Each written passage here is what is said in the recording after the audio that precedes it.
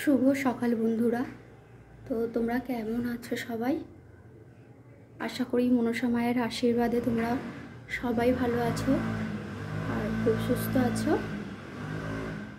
তো আজকে আমি তোমাদের সামনে একটা বড় ভিডিও নিয়ে চলে এসেছি।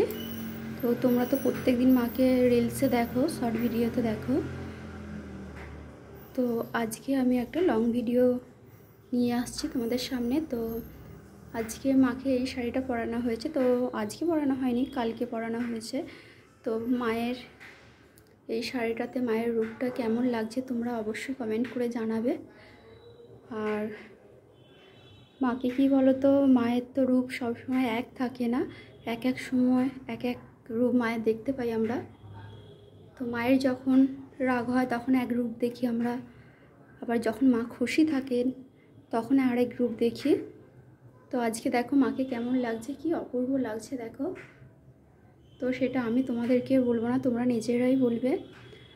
আর তো আমাদের মায়ের মন্দিরে আর কি মা আছে বা আর কি ঠাকুর আছে সেগুলোও তোমাদের সামনে আমি তুলে ধরবো আজকে এই ভিডিওতে।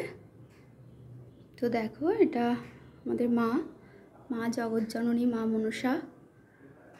মায়ের কৃপাতে আমরা অনেক বাধা বিপত্তি কাটিয়ে মায়ের আশীর্বাদে ভালো আছি। মায়ের পাশে আছে শীতলা মা। তো আমাদের শীতলা মা দেখো, বৈষ্ণবী মা আছে, এদিকেও বৈষ্ণবী মা আছে, বাবা ভোলানাথ আছেন। আর এখানে আছে বাবা ভোলানাথ, দেখতেই পাচ্ছ তোমরা। তো আজকে সকালে এইমাত্র পুজো হলো মায়ের। আর এখানে গণপতি বাপ্পা আছে। আর এখানে আরেক মনসা মা আছে আমাদের। তো এই মনসা মা অনেক দিনের, এটা সিমেন্টের মা।